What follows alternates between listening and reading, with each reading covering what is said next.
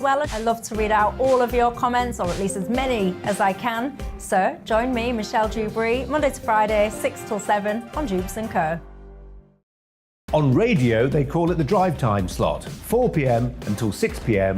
as listeners head home. It's that part of the schedule when the dust of the day's events begin to clarify, and we try to make sense of it for you. Brazier is drive time for radio and TV. It's fast, it's punchy, it's opinionated, there's a Brazier angle and a little bit of levity. That's the question. That's two questions, actually. That's Brazier, Monday to Thursday, 4 till 6 on GB News. Hello, I'm Patrick Christie's. And I'm Mercy Moroki. Make sure that you join us Monday to Thursday, 10 a.m. until midday, right here on GB News for To The Point. We're not afraid to talk about the topics that matter to you or the big topics that always matter. We cover absolutely everything, from the breaking political stories of the day to law and order, what's going on in the channel. We're not afraid to hold people to account. We always make sure we include your views on our show. Indeed, if you're thinking it, you can guarantee that we're saying it. So make sure you join the conversation with us, 10 a.m. until midday, Monday to Thursday for To The Point on GB News. I'm Dan Wootton. Join me Monday to Thursday from 9 to 11 for the feistiest and most fun news debate on TV, where free speech reigns. I'll bring you a sharp take on the day's biggest stories, bombshell newsmaker interviews, and A-list guests. And I guarantee you, no spin, no bias, no censorship, and no reason to go to bed. That's Dan Wootton tonight, Monday to Thursdays from 9 on GB News.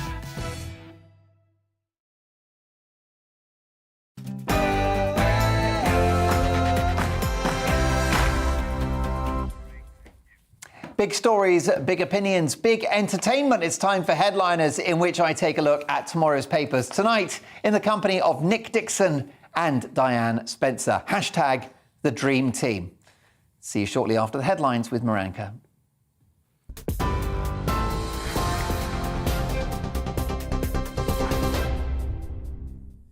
Thanks, Mark. The top stories from the GB newsroom.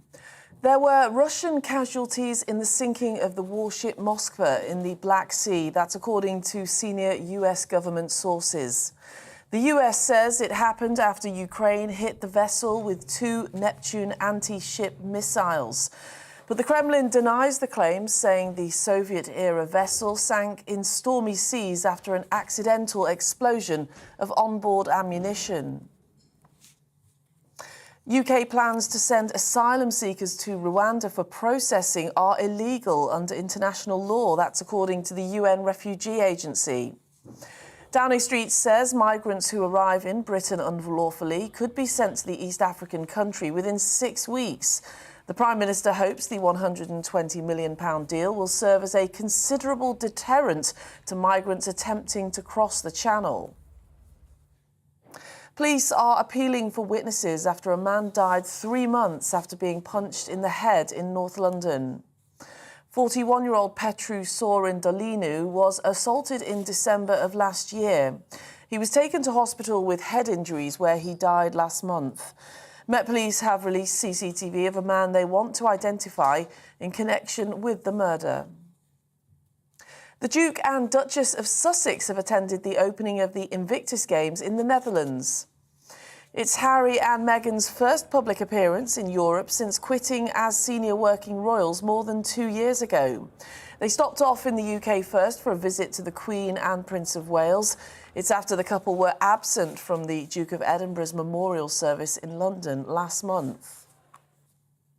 And the UK was hotter than California today as temperatures reached over 23 degrees Celsius in some places. That's 74 in Fahrenheit.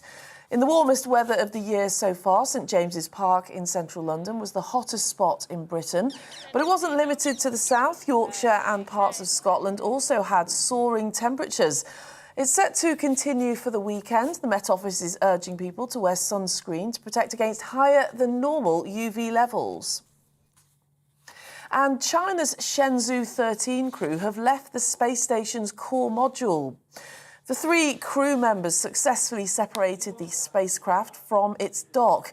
They're now heading back to Earth after a 6-month stay in space, the longest ever in the country's history. Well, on TV, online and DAB+ radio, this is GB News. Now it's back to Headliners.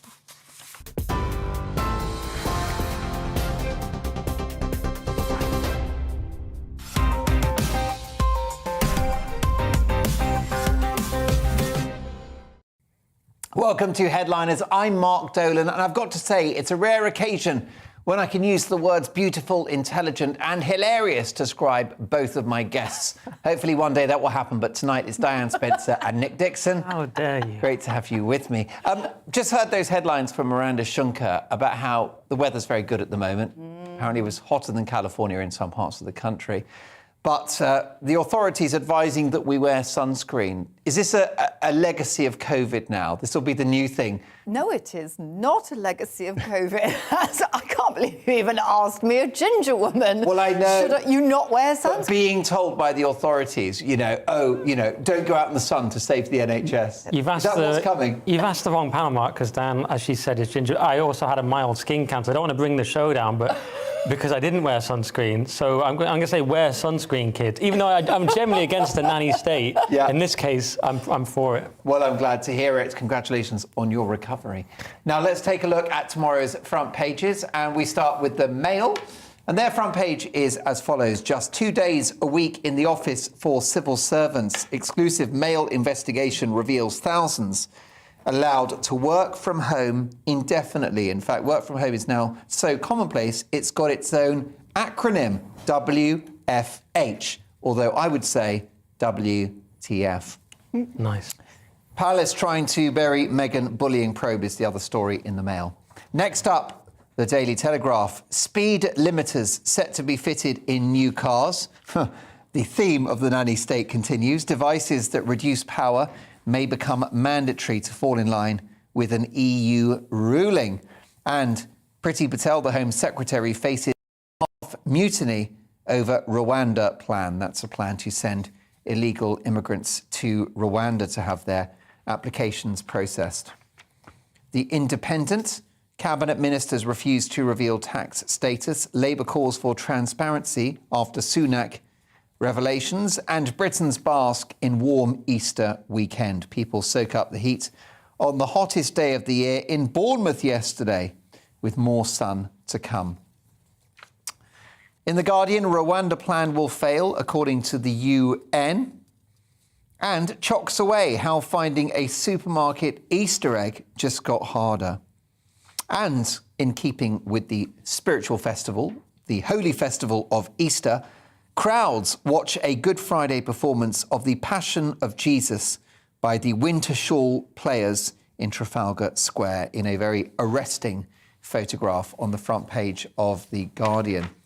Financial Times, Twitter cooks up poison pill to thwart Musk's $43 billion takeover, and Kremlin raises missile threat to Kiev after admitting prized cruiser has sunk. And last but not least, the Daily Mirror. We'll bring the kids soon, says Harry and Meghan. Prince Harry and Meghan have vowed to bring their children Archie and Lilibet to meet the Queen. The pair paid a secret visit to Windsor Castle en route from the US to Holland and also met Prince Charles. They may now join June's Platinum Jubilee celebrations. And those are your front page headlines.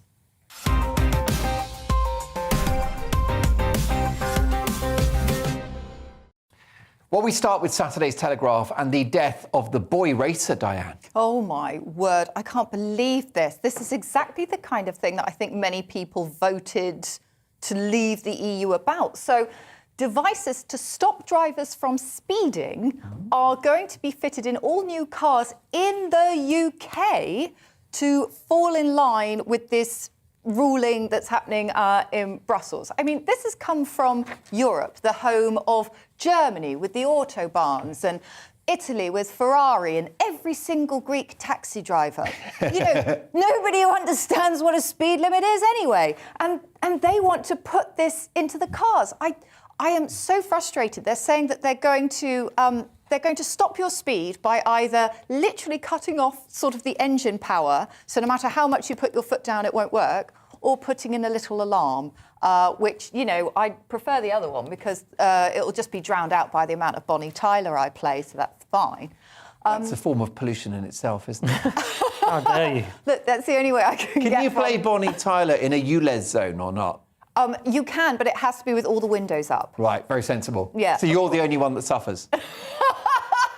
Suffer? offers. It's the only way I can get home at 3 in the morning after a gig. Listen, we love a bit of Bonnie Tyler. but it's not going to go down well with the libertarians, is it? Well, I mean, it's not going down with... no, and I'm not even... I wouldn't say I'm necessarily a full libertarian. I felt controversially that some lockdown rules were good. But I am appalled by this. I mean, it's going to impact so many people. I already feel patronised by my car. Like, when I sit in my car, it goes, have you done your seatbelt up? It's like, yeah, thanks. Have you got your keys? Yes, I have. It's true. And it's just going to get worse. It's going to be like, have you brushed your teeth? Have you wiped your bum? It's like, oh... Yeah, your Prius wants you to floss. Yeah, and clearly. it won't start until you've done your bunions. And then what else will happen? Like, will it start to go, have you thought about voting Liberal Democrat? Like, what else will they put in? And it's going to impact people in industry. Because, for example, Amazon drivers, right? They've got those vans. Now, we all know that the way that an Amazon driver delivers a parcel, because they've got so many, is that they slam the brakes on, do a handbrake turn, lob the package out of the window, and they hope it hits your house. Because they've got a lot to do. They're like, you know, Santa. How are they going to do that if they've only got a van that goes at 60 miles per hour? Yeah, what do we think about this? I mean, it's the end of the car as a leisure device, isn't it, Nick? Absolutely. There's no more fun to be had in cars. I mean, yeah, I'm against it. I'm still against seatbelts, to be honest. I haven't adapted to that. But, yeah, I'm generally against authoritarian meddling, as we've discussed, except for that one thing about sunscreen. Yeah, and it's very disappointing, as Diane says, because this is what we left for. Farage will go absolutely nuts for this. It's the bully boys of Brussels, because we left for this. The Department of Transport here says the UK's departure from the EU provides us with a platform to capitalise on our regulatory freedoms. Why don't we use that then? Why don't we use those freedoms? It's crazy.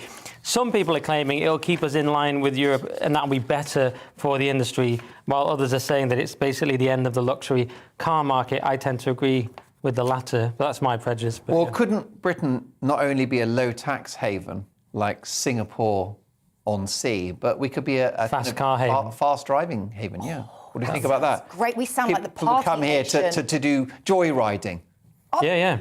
I don't even drive anymore. I sold my car, but in principle, yes, I want people to drive very fast and dangerously. Yeah, but do you know sometimes you do need to speed up to avoid a problem? Because, you know, as much as there should be, like, sometimes you're on the motorway and somebody who's not paying attention will do something that causes a chain reaction. And sometimes you need to speed up to avoid... Yes. That sounds like your court defence to me. I like it. Oh, Your Honour, sometimes you have to speed up to avoid a problem. That's why I was doing 120.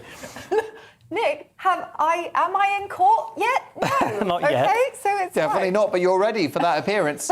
You're even wearing a smart jacket. I'm trying my best. I'm learning off Amber Heard. Catch the judge's eye. Of course, I jest about joyriding, which is actually an evil crime. And I do wonder whether this particular policy will save lives, even if we don't like the libertarian aspect of it, Nick. Well, there has to be a limit, doesn't it? I mean, it's like the 30 zone was like a good idea. Let's not drive really fast past schools. That seems reasonable. But now you've got the 20-mile-an-hour zone, which basically everyone admits is mental. So I think this possibly it's going too far. And it's just, why are we copying the EU? That's the part I can't get over, Mark. Well, there you go. There's a question. Saturday's Independent next, and more on the plan to send migrants to Rwanda, Nick. Yep, sending migrants to Rwanda will save UK money in long term, says ministers. So there's been a lot of press about this, obviously. I haven't formed a strong opinion yet, except that it seems to annoy all the people I don't like on Twitter, so that is good. But that's a fairly shallow reading of it. It's obviously a serious thing. The goal is to stop smugglers exploiting migrants and obviously discourage those dangerous crossings. But this system is going to cost the taxpayer 20 to 30,000 per migrant. But Priti Patel argues that is nothing next to the 1.5 billion our current asylum system costs. So that's the argument. But then there's the question, will it actually work? Some people are very sceptical. Andrew Mitchell, former Conservative cabinet minister, said that it wouldn't. And he says that you're basically going to send people 6,000 miles into Central Africa and it would be cheaper to put them at the Ritz Hotel in London. But others are saying over the long term we will save a lot of money. And, you know, people have opportunistically got on Twitter to say David Lammy said it was racist somehow because we're taking Ukrainians, but we're sending people back to Rwanda, or not back to, but to Rwanda. Other people have said, actually, Rwanda's not that bad now. It's actually reasonably nice. So it's all people are kicking off on Twitter. I don't know, but those are the facts for you. What do you think? Will this plan work? Because, I mean, the challenge is to break the business model of the gangsters who arrange these crossings, isn't it? Yeah, I would say, first of all, target the boat sellers. Because if they don't have a boat, they ain't got a business. So I do think that's one of the key issues that we should be looking at. Where are they getting the boats from? And maybe the authorities, if they see a random dinghy, they should just stub out a cigarette onto it. Or maybe stab it with a knife. Yes, little 5-year-old Johnny in his dinghy. Oh, the French police found me. Yeah, I think, first of all, I mean, maybe you could make buying the boats as difficult as buying a gun, sort of. So how old are you? What do you intend to use this boat for? And why have you bought 50 of them from me in the past 2 weeks? Like, little questions like that could help. But I looked up how much a hotel room in the Ritz costs for one night. Mm-hmm. Guess. I would say £300 at least. Nice guess, guess. One night. One night in the Ritz. Yeah. He said 300, I'll say 400. £986. So I win, basically. Remarkable. Remarkable. And that is not after you've raided the minibar or drunk the vodka or taken advantage of any of their laundry services. So I did a little bit of fag packet maths. And if we're spending £5 million per day accommodating individuals in the Ritz, that's only 5,070 people. So I don't think we're putting them up in the Ritz because there's approximately 30,000 of them. I've worked out maybe if we get a travel lodge, we could probably get 100,000 of them. And, you know, they might have a bit more room. We could even sort of upgrade them. I'm just doing And everyone gets a flat screen telly and a double bed. Well, I mean, if you've got to stay here for a bit, it would be nice while you're being processed. You want something to do. We're not Australia. They actually do get a double bed if you looked at it. I don't want to sound crass, but if you watch the video of Priti Patel walking around, it doesn't look that bad. You don't want to sound like an idiot saying, it's fine, guys, it will be great. But, you know, some people are saying it's not as bad as it sounds. We associate Rwanda with all sorts of terrible things, but some people are saying it's not actually as bad as it sounds. And now the lefties are on Twitter in a strange position of having to argue that Rwanda is a terrible dump. So it's a kind of weird... But also, isn't the point that this is a lost leader, that it will cost money in the short term, but a clear message goes to the gangsters who organise these very dangerous crossings that actually... You can't promise people that you'll get them to Britain anymore. Yeah. That if they make that crossing, they will go somewhere else, and therefore the people will not pay the money for these crossings. Yeah, so that over the next couple of years, you'll see numbers drop. Yeah, that's the idea. It's a question of whether it works. Yeah, that's the idea. It's just whether it works. I mean, it's a novel solution, isn't it? I do think it may not be perfect, it may not work, but at least they do have to try and do something, because some people they have a tweet and they're just like, oh, this is awful. But what are we actually going to do about this serious problem? You know what I mean? So it's immature to just say, well, whatever, you know, you've got to actually tackle it. We watch how that story develops with interest. Yeah. Sticking with the cheeriness, World War III, Diane, this in The Sun. So, Russian state TV propaganda has declared that World War due to the sinking of the Moskva, which is one of three like the mega big battleships. I think that this is such a cause of embarrassment that the only way that they can sort of spin this is by saying, well, look, NATO clearly sunk it. The Ukrainians didn't sink it. It's not them. The Ukrainians are giving us flowers when we're walking into their cities. They're spinning all this absolute rubbish. And this was actually announced on the state TV by a very popular newsreader, one of Putin's top media figures. Her name is Olga Skabayeva. Now, I think that because Putin has done this on state media, he's going after their saucepans next. Oh, right. Yes, see what I mean? Because he's going to say, right, we're now in World War III, and because we're in World War III, now I'm going to get all the conscripts up. Now I want all your saucepans to make another battleship. And he's going to use the phrase of World War III to make the Russian public basically give him all their stuff that they've got so that he can reclad the Russian army in repurposed saucepans a la World War II style and try and get the Donbass region. Interesting conspiracy theory. Nick Dixon. Yeah, well, I'm going to be probably all serious now, but I because, you know, it is World War III. I was serious. That was serious? That was my... Okay. Honestly, I'm serious. Okay, all right. Like, I'll be even more serious. He manipulates people. Yeah, well, it is... Well, yeah, I think you actually have a point. It is disturbing. The aspect of fake news is hard to disagree with, isn't it? Yeah, it is disturbing that Russian state TV is saying it. I mean, you could argue we're basically at war anyway. Tucker Carlson's already said Russia's at war with the US, whether you like it or not. So it partly is semantic. So that's virtually a world war anyway. But it is troubling that Russian state TV now wants to say we are. So that can't be very good. And from what I've read, Russia basically sees war with the US as inevitable anyway. and has a 50-year plan for it. So, yeah, not great. They did actually, they were saying like, oh, the West has been preparing for war all this time. Right, but they have. Gee, we've been preparing for war ever since you were poisoning people on our land, sending our bombers across the top of our country, so we had to scramble jets from RAF bases up north. What else? Oh, yes, Crimea. Yes, we have been preparing. Yeah, no, actually all fair points. Well, look, let's see if we can squeeze 2 more stories in before the break, because they're both very good ones. Saturday's Telegraph and the Just Stop Oil protesters, Nick. Yep, HGV driver tackles Just Stop Oil protester after they target wrong vehicle. Who'd have thought this was that they didn't know what they were doing? This was a chemical tanker that was attacked wrongly, really, by the Just Stop Oil protesters. They broke the number plates, they cut the airline, and the owner of RD Baker, which is the company, is going to take legal action. And it's just another classic example of the sort of clueless middle class, usually upper middle class from what I've noticed, against the working class.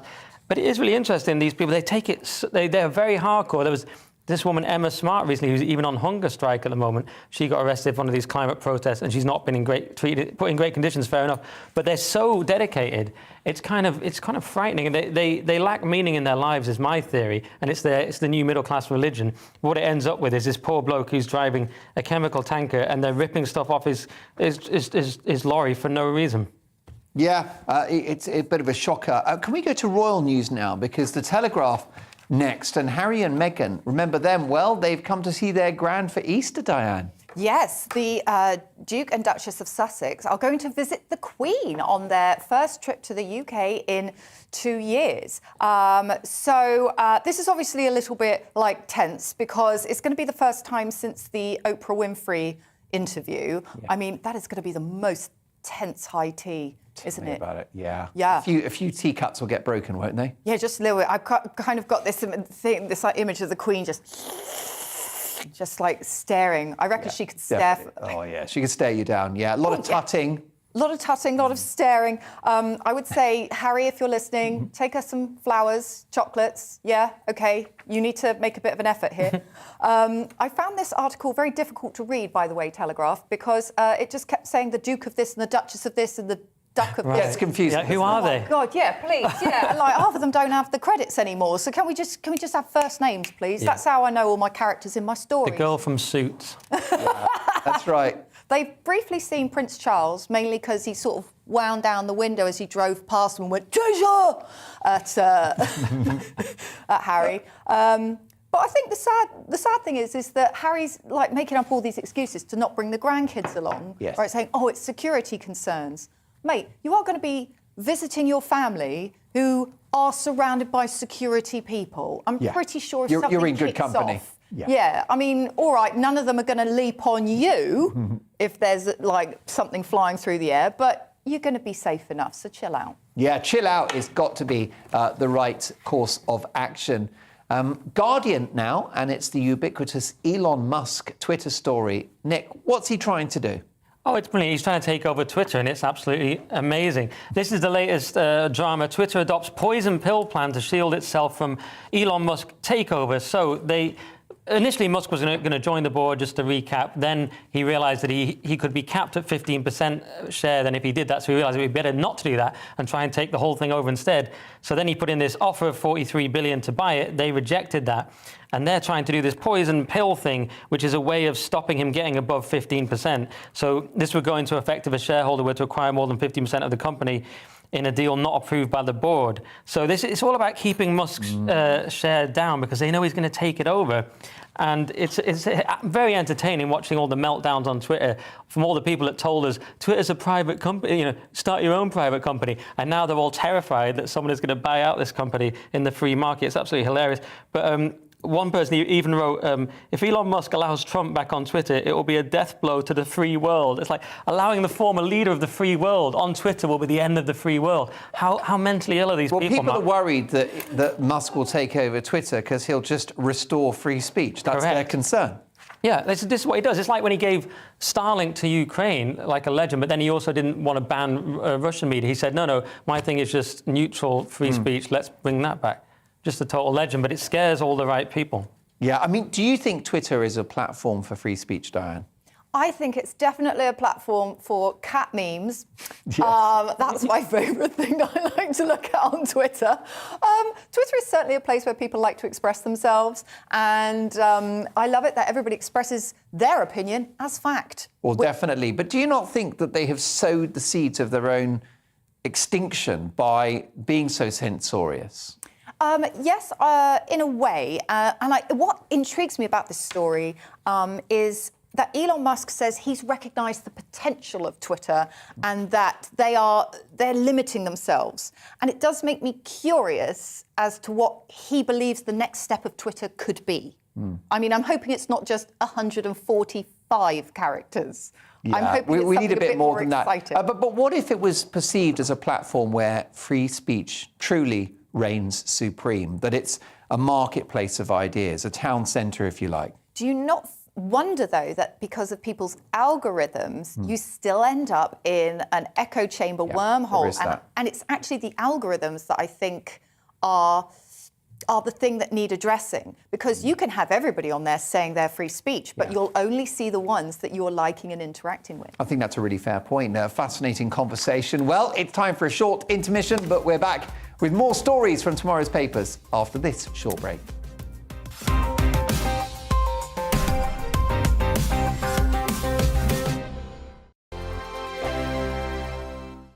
Hello, I'm Michelle Dewberry, and you can join me every weekday 6 till 7 on Jubes & Kerr. Me and my panel will get stuck right into the day's events, and I can tell you, in fact, I can warn you, expect some robust debates, some strong opinions and perspectives from both sides of the fence. It's about you at home as well. I love to read out all of your comments, or at least as many as I can. So join me, Michelle Dewberry, Monday to Friday, 6 till 7 on Jubes & Kerr.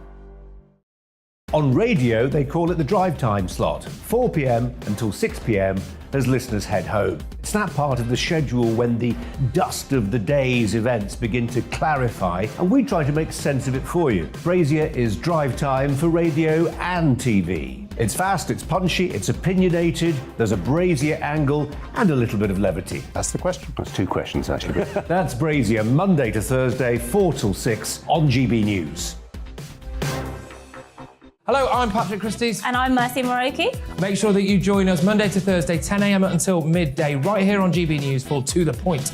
We're not afraid to talk about the topics that matter to you or the big topics that always matter. We cover absolutely everything, from the breaking political stories of the day to law and order, what's going on in the channel. We're not afraid to hold people to account. We always make sure we include your views on our show. Indeed, if you're thinking it, you can guarantee that we're saying it. So make sure you join the conversation with us, 10 a.m. until midday, Monday to Thursday for To The Point on GB News. I'm Dan Wootton. Join me Monday to Thursday from 9 to 11 for the feistiest and most fun news debate on TV, where free speech reigns. I'll bring you a sharp take on the day's biggest stories, bombshell newsmaker interviews, and A-list guests. And I guarantee you, no spin, no bias, no censorship, and no reason to go to bed. That's Dan Wootton tonight, Monday to Thursdays from 9 on GB News.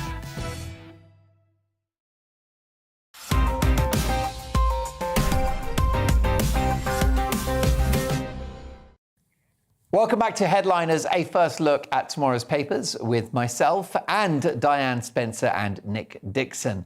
And let's start with this one, Saturday's Mail and the epicenter battleground for the culture wars, women's toilets, Diane. Here we go again. That is the battleground of choice. We will meet at dawn. So women have been told to share public toilets in Camden Town with men.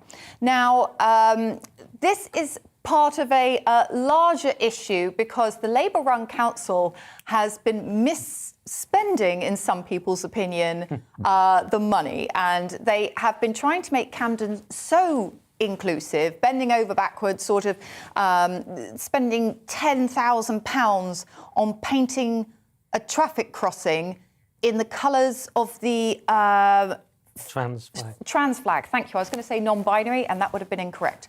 Thank you, Nick. Sorry? Yeah, be careful, you'll get cancelled, you know. I've been cancelled before. They're going to cancel me again? So the flag, and they painted it, which is actually an issue for some people who are visually impaired, because they have trouble sort of recognising the actual crossing, because now it's not looking like a crossing. And horses.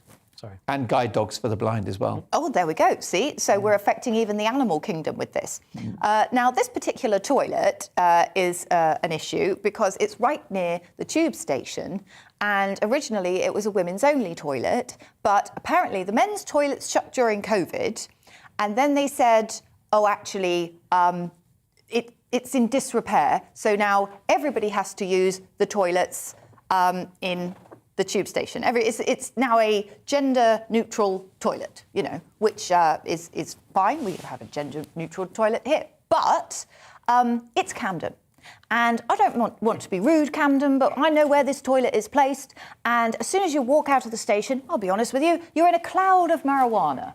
And I only really know what it smells like because I've been to Camden. And there's just people around sort of looking at you. And there's a lot of pickpocketing that happens. And it's a very intense, colourful sort of place. And the idea that now there's definitely not a space where you could sort of hide. Well, yeah, I mean, look, horrifically, men follow women home every night of the week. Harassment is commonplace. Camden is the one place where I've actually, there are only 2 places where I've had harassment like that, and Camden is one of them, and I'm always on my guard in Camden. Yeah. I caught a guy who was out of his face on drugs, smelling my hair. It was not pleasant. So, yeah, Camden is one of those places, Did you consider selling small amounts of your hair for a large profit? Like a little weird hairy bowl of potpourri. Yeah, or get it ground down into a powder, little sachets. Maybe it could cure something. Maybe we don't like rhino horn. Magic red dust. But that's horrific to hear that happened to you. And if people are being followed, if women are being, not birthing people, if women are being followed home by men, it's not great. A mixed gender toilet, is it? Because you don't want to be followed in a subterranean toilet. Yeah, Camden is also also a place full of a lot of nightlife, and there a lot of young people go there, and a lot of people, like younger women who maybe are going out and they're very young and they're very inexperienced at going out and they're inexperienced about being streetwise. And it's a bit of a worry. Yeah, I was just going to add, it's already dangerous enough using a public toilet in Camden, like you've said. It's actually quite hard in parts of Camden to tell if you're already in a public toilet or simply in Camden. and I would just add that there's a certain irony, as they've noted here, that the women's toilets were installed after George Bernard Shaw campaigned for a separate space for women, and now we're going full circle, and that's going to go again, and that's progress for you. Yeah, who knew? Welcome to Bonkers 2021. The Mail once more, and how China are dealing with the latest COVID outbreak. Nick, they're going for zero COVID, aren't they? Yes, we've gone back to 2021 in many ways, Mark. Shanghai residents scuffled with police after being ordered to give up homes. So I don't know if we got the video. There was a shocking video of this, and it's basically some police manhandling some people because they were supposed to give up their homes to COVID patients, and they weren't so pleased about it. So this is just all the madness happening in China. There was a video the other day, some people were claiming it wasn't real, of the people just screaming in the blocks of flats. Did you see that? Yeah. In the skyscraper. Terrible. It was just a vision of hell. Some people were saying it wasn't real, though. I'm not quite sure what would be the advantage in releasing it. And then we also covered a story on this show about drones circling, saying, give up your thirst for freedom, while people scream from the flats. So this is China. It's absolutely mental. Very hard to tell, as always with China, though, what is real. We saw people collapsing early on in COVID. But I will just add, go on, what are you going to say? Well, you don't need drones to say, give up your thirst for freedom here, do you? We've got the BBC. Nice. Dissing the rivals there, Mark. Always. Throwing them some shade. Yeah. Oh, and ITV and Sky. That'll be good for your job. I love them all. But it is the terrifying reality of China, isn't it? Just to give it a wider philosophical scope, because, that's the kind of thing I like to do, that you can have... People thought you'd get capitalism and that would naturally go hand in hand with individual liberty and freedom. Turns out you can have this horrible Frankenstein corporatism, basically capitalism, but with incredible authoritarianism with it. And this is just another example. Yeah, it's unedifying scenes in Shanghai. There you go. You can see that footage there. Oh, yeah. Truly horrific. Human rights abuses a go-go, all in the pursuit of zero COVID. When will we learn? Well, let's move on to our next story. Saturday's Times now, and they're running a story about not-so-happy families, Diane. Well, I mean, so carrying on from the Harry and Meghan, no, it's nothing to do with them. Thank God. So a brother has won a £1 million dispute against his lying sister in what is called a calumny case. Calumny? I think I'm saying that correctly. Okay. I'm probably not. So it's a legal concept where one person has lied to gain a financial advantage. You know, like maybe something about your wife not having non-dom status or something like that, you know, something silly. Who knew? And so what happened was there was this father, and he's very, very ill, and the evil sister, because she is evil in this, she sort of snuck up to the father and started saying that her brother was a psychopath and his wife was a criminal, and started saying, oh, and they've been doing all these terrible things. She's a prostitute. And unfortunately, the father was so ill that he changed his will at the last minute. But thankfully, in this case, there's actually been a trail of evidence that has sort of brought this all to light. And after 5 years, this man, David Whittle, has succeeded and proved that his sister did this. I mean, it's heartbreaking, really. I mean, he said, you know, I've never really got on with my sister. That's stating the obvious there, mate. I don't think you're going to be sending her a Christmas card anyway. Oh, yeah, that was it. He said, we were never on fantastic terms. Right. Yeah, it's horrible. I mean, a more moderate version of this happened in my own family. Won't go into details here. It is a disgrace. You know, people can be convinced to change their wills, and it is a disgusting thing. And people choose money over family, and the problem is that will just stay on their conscience forever, and it's never the right choice. No, and the problem is that after 5 years, probably the only winners will have been the lawyers. Correct. I mean, how much of that £1 million will be left now after 5 years of litigation? Well, maybe it was a no-win, no-fee. But in many Here's cases, hoping. Yeah. In many cases, people get away with it and they just get the money, and it's just horrible and breaks the family apart. Yeah, so you're right. Sorry to be so negative on a light-hearted show. Oh, well, listen, let's hope that you get the house with the tennis courts, Nick. The Mirror next, and a timely story about one of Nick Dixon's favourite people. Absolutely. How did Jesus die? As doctor turns priest claims he solved Easter mystery. So it's Good Friday. Of course, we have to talk about Jesus. And this is Reverend Professor Patrick Pulicino, who has got a new theory that Jesus actually had a dislocated shoulder. And I'm going to go into it in some detail here for my Christian following. And he based this on the Shroud of Turin, which you'll probably know about. Some of you will know about. YouTube it if you don't. And he's looked at the distance between the arms and etc. And he's concluded there was such a big gap that there was probably a rupture of the subclavian artery. And so what happened, the internal wound would have been what killed him. And then 3 pints of blood would have filled up the cavity between the rib cage and the lung, which is why, in his theory, my blood spurted out. And when Jesus was pierced with a spear. And it was said that blood and water came out. And he's saying the water was likely cerebrospinal fluid. That's the theory. There's been a lot of different theories about this. And the main thing is that Jesus came back. And that's the main thing to realise. And that Christianity is the one true religion. That's the takeaway. And he brought us Easter eggs. And it was great that he did that. And he got men wearing sandals. He did get men wearing sandals. I love this. Like Reverend Professor Patrick Pulicino. You know, he's the kind of like, he's the cool reverend who sort of rides up in a motorcycle jacket and he just wears sunglasses all the time. And he says, I think I've solved the murder. And it's just the opening credits of CSI Jerusalem. It sounds a bit like the gangster priest that they all go to. Pulicino, you know what I mean? Yeah, Pulicino, you want something done, you go to Pulicino. Yeah, I know who broke his shoulder. I've seen it before. That blood coming out, we'll turn it into wine. It'll be fine. Well, if we haven't offended enough Christians, we will be back just like Jesus for our final part of the show. So situate yourselves on the edge of your seats, because in part 3, we have an unfortunate lottery win, space mice, and you'll be witnessing me and Nick Dixon begrudgingly explore the possible virtues of vaccine technology. See you in 2.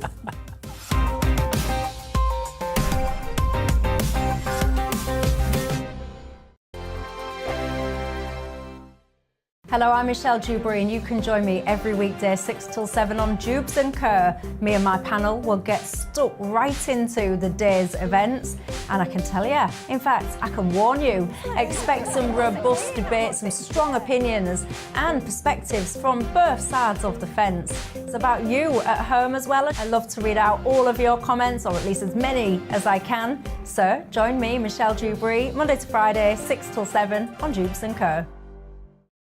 On radio, they call it the drive time slot, 4 p.m. until 6 p.m.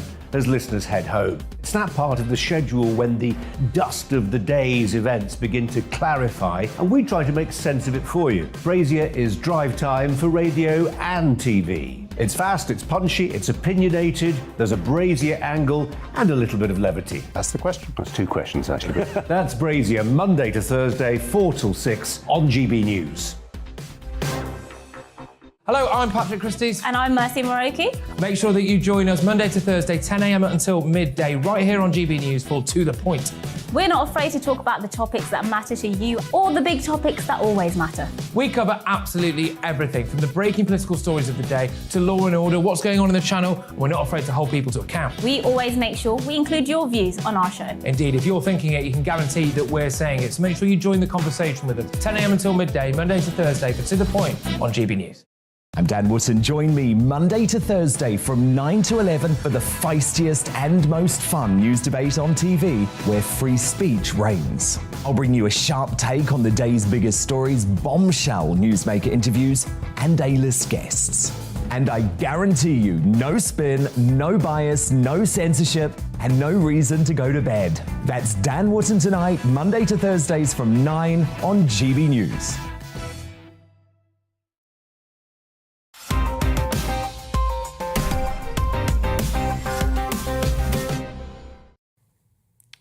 Welcome back to Headliners with the fabulous Diane Spencer and Nick Dixon. The Times next, and underneath the flashy neon lights, technologically advanced toilets and other rather fancy gizmos. Japan has a problem, Diane. Yes, they do. So phone voyeurism has soared in Japan, and this is a story in The Times, as more than 5 men were arrested last year for committing the crime. Now, just to put that into context, Britain introduced the Voyeurism Act in 2019, right before COVID, when nobody went out anyway, but at least they introduced it. And we had 16 men convicted. So we had 16. They've got about 5,000. So I would say their problem's slightly larger than ours. And this is where somebody sort of films illicit pictures. It's mainly men doing it to women, and they seem to use toilets a lot. It's referring back to our Camden story. Funnily enough, it's one of the arguments for a gender-neutral toilet, because then at least then you're playing a little bit of roulette with the mobile phone perverts. Yeah, perhaps so. But I mean, it's a really worrying crime, and we certainly don't want it to become commonplace here, do we, Nick? No, it's pretty awful. One guy set up a camera in the toilet of his own home, which you do wonder about that. Does he just want to see women peeing? I mean, what's the idea of that? One guy had an amazing defence when he was alleged to have been targeting police women and filming them. He said, I was interested in women's underwear and wanted to see them naked. What can you say to that? I mean, that's a full confession, isn't it? Hiding in plain sight. Let's power through our next few stories if we can. Lots to get through in this section. Saturday's Guardian now, and a rather unfortunate lottery win, Nick. Yeah, undocumented migrant fights to claim huge Belgian scratch card win. So an Algerian migrant, he's won €250,000. But the question is, can he identify himself for them to give him the money? This is a key part. And it was the winning, it's being held in Bruges. I love this bit. After 3 friends tried to claim it unsuccessfully on the client's behalf. Right. Friends there, great friends. Yeah, we just thought we'd claim it for you, bro. But apparently he said he doesn't want to claim asylum. He is going to leave. But he claims he's been promised that he wasn't going to be deported until he received his prize. So he's trying to get the 250 grand. He's like, I'm out of here, bro. Just give me the money, essentially. So it just proves, Mark, gambling doesn't pay, or does pay, depending on if he gets it. Depending on who you ask. Well, let's move on to our next story, because remember the terminally ill man who mooned the police? Well, they're still not happy, are they, Diane? I am absolutely shocked at this story. So the terminally ill university lecturer who mooned a speed camera for his bucket list is now being dragged to court for threatening behaviour. So clearly, when he bared his bottom, he touched a nerve. Because the police have been very heavy-handed with him. He and his wife were out and about. He saw the speed camera. He's terminally ill, and he thought, do you know what I've never done? I've never mooned the police. I've never shoved it in the face of authority. And he says he pulled his trousers down, mooned at the speed camera, and that's all he did. They turned up round his house. They broke down his door. Yeah. They literally sort of, I'm going to call it assault because I think it was, and they sort of were pinning him down. This is not the treatment that you do to somebody who bared their bottom. This is absolutely And somebody ridiculous. who's dying of a terminal illness. I mean, he could have literally died There is at a that viral moment. video of him being attacked by the police in his own garden. It's horrendous. I mean, they do you know what? They did not, there's no way they could have known that he was terminally ill. However, He did explain to them whilst Did they were he? attacking him. Yeah, but they could have thought he was lying. See, I am trying to sort of be balanced, Fair but enough. it's still horrendous. It's over the top. This is not how you treat this kind And of also, offence. I don't want to sound like, I don't know, a sort of trot out a familiar sort of theme, but have they not got something better to do than this? Right? Really? I mean, it's West Mercia Police. I'm pretty sure that I've seen them on police camera action a lot. Probably. There's a lot of car theft up there. I think there's a West Mercia special. Is that the Christmas special? Just do that. Do that instead.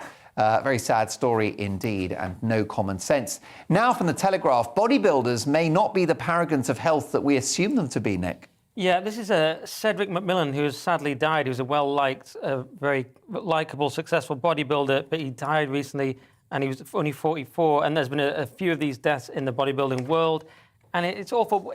In this case, he had COVID and nearly died of pneumonia a while back, but then he went back to training fairly aggressively when he possibly should have retired. And then recently he posted a video. He'd had problems keeping food down and water, and he was being sick, and but he still tried to compete in the competition.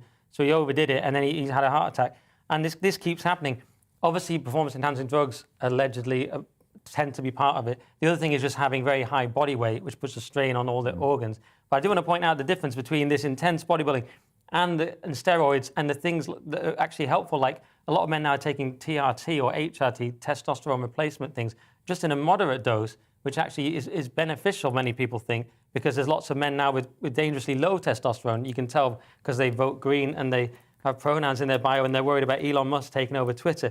Just not to make light of this serious story, though, if you are going to do bodybuilding, guys, use caution. Watch the channel More Plates, More Dates on YouTube, or Greg Doucette. These are great YouTube channels, so that you don't go too far and Do you like bodybuilding, Nick? I'm just very interested in that whole... Well, I don't do bodybuilding. I just merely do weights, as you can tell. Yeah. I work out, but I don't take it to this level of... Yeah. What can you bench press? Well, I only do 80 kg. Thanks for asking, Diane. That's not that high, It's just decent. Well, the Nick Dixon fitness video has got to be days away, hasn't it? Let's be honest. I hope it's coming out on this channel. I'd pay to see that. Thank you for asking. Pay to see him in Speedos, I'm honest with you. From the Times now, and excuse me whilst I choke on these words, but COVID vaccine technology may have some positive outcomes, Diane. Look, everyone knows. They've written that for me. I'm very pro-vaccine. I just don't think it should be mandated. But what's the latest? Well, it's interesting because it's to do with the RNA, the ribonucleic acid. So the way that the vaccines work is that they put the vaccine into your body, and then your body sort of recognises it, and it goes, oh, OK, so you make it like this. Well, all right, well, I'll make the spike protein. There you go. Off you go. But the human heart never repairs itself. Isn't that deeply sad? It is a bit. Yeah. I mean, when you have a broken heart... It's a metaphor, isn't it, as well? Yeah, but I do believe you can emotionally mend a broken heart. Right, but not physically. Not physically, sad, which is sad. So when people have a heart attack, it actually means that oxygen is cut off from part of their heart, and it means parts of the heart die, and the heart cannot replace itself. However, they have discovered that by injecting this special RNA into the heart, they found that it starts to rebuild the heart cells, which is wonderful because at the moment our heart therapy and our heart medicine is kind of still from the 1970s. And this is some really incredible groundbreaking research that could really sort of help to push us into a much better place. Because at the moment we just sort of give people pills and we operate on them and stop-start heart operations and things like that. So so this is a really interesting... Why do we make such a fuss of medical technology and medication and pharmaceutical interventions when we all know that if we had a better diet and took more exercise, that would fix most ailments?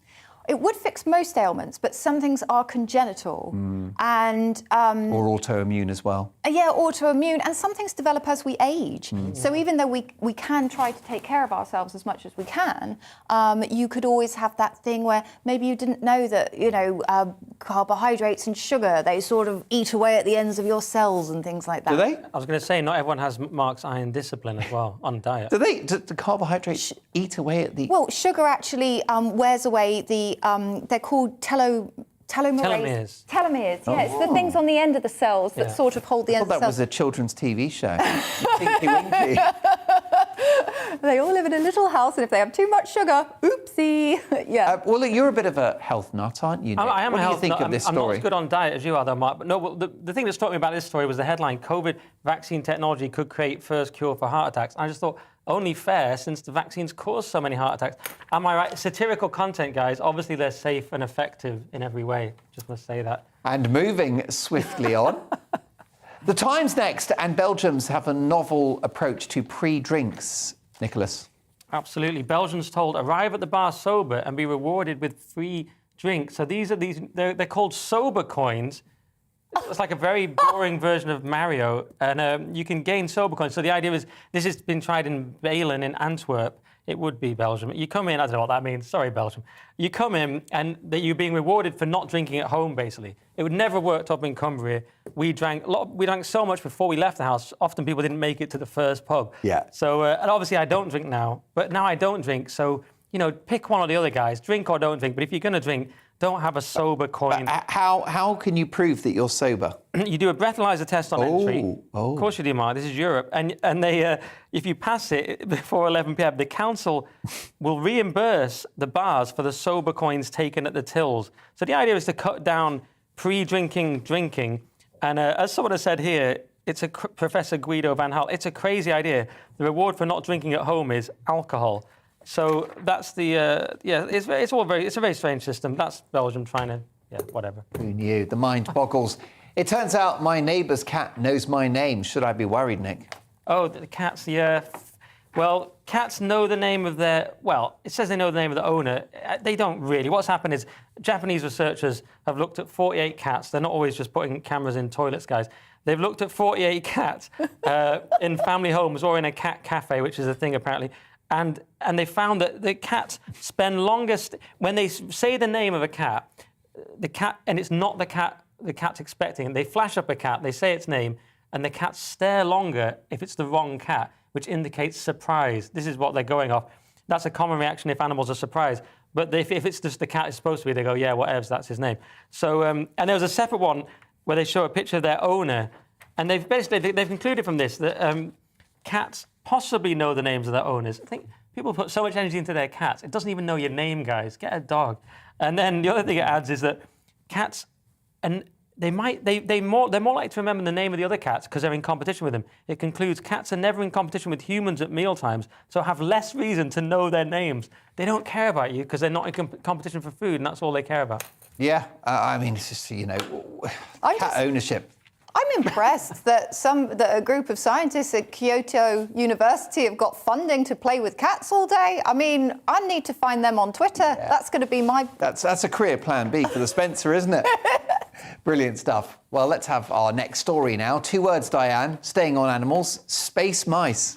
Space mice. Oh, my gosh, this is amazing. So, astronauts develop kidney stones, right? And we didn't realise this, but if you're an astronaut, you're like 30 times more likely to get kidney stones. So now they've been sending mice valiantly up into space in tiny little rockets. I thought you were going to say valiantly up into astronauts. Right. You need to go inside this astronaut and find the kidney stone. Well, that's his story and he's sticking to it. That's why it's up there. Yeah, when he's in A&E trying to explain it. So so they send these mice off to space. Yes, so they've sent these mice off to space to study the kidney stones developing in the mice. You see, I find this fascinating because it seems that I would have initially blamed, kidney stones on catering, because sort of the astronauts, they basically, all their food is rehydrated. Yes. It's basically cubes and tubes. That's all it is. And kidney stones sort of develop with dehydration. But the space mice have been exposed to galactic cosmic radiation. Ooh. Yeah. And then, bless them and their contribution to science, they were put down on the space station after being up in the space station. I mean, can you imagine what a horrible day at the space station that was? Great, is it? You finally get pets on the International Space Station. I bet they bloomin' named them and everything. I hope they played The Last Post.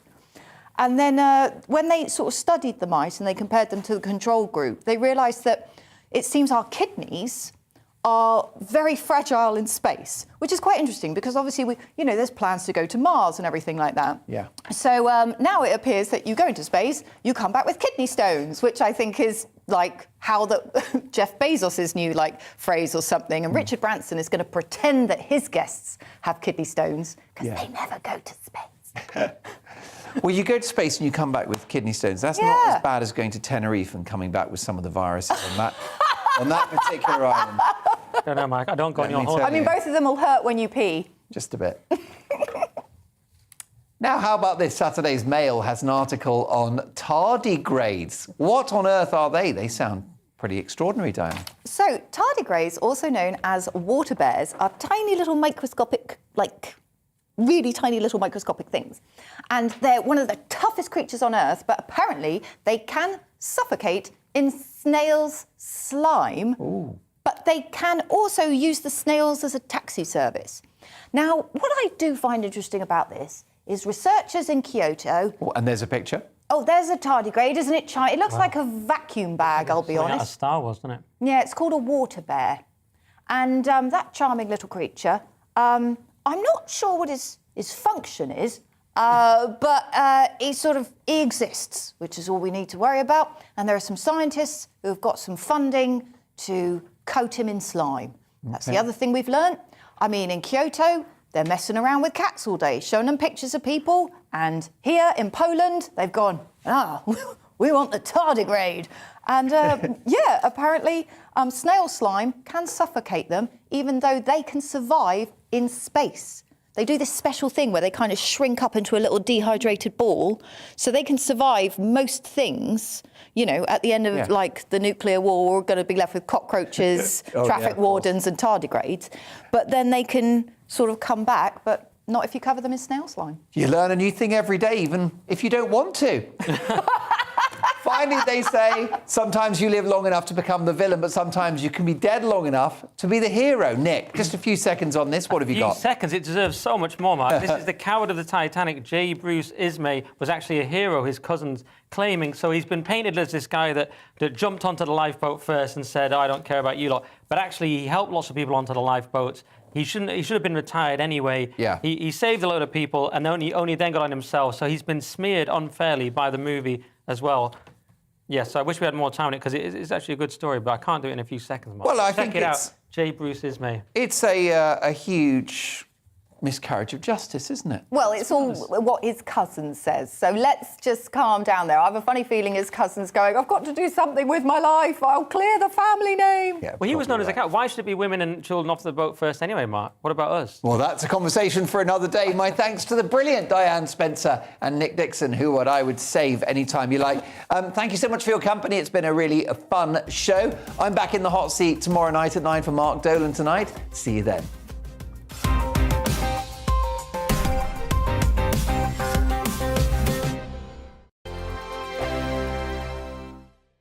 Hello there, I'm Eamon Holmes. And I'm Isabel Webster.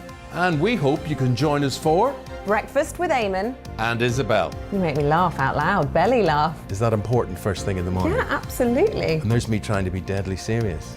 News is a serious business. Yeah, I have to rein you in sometimes. Well, it doesn't stop us laughing at it. It doesn't stop us having an opinion on what's going on. Yeah. And it certainly will not stop us reflecting what you think. Weekdays from 6 to 9:30 on GBNews. My name's Tom Harwood, and every weekday we bring you The Briefing live from 9:30 a.m. The stories, analysis and live debate that you need to hear.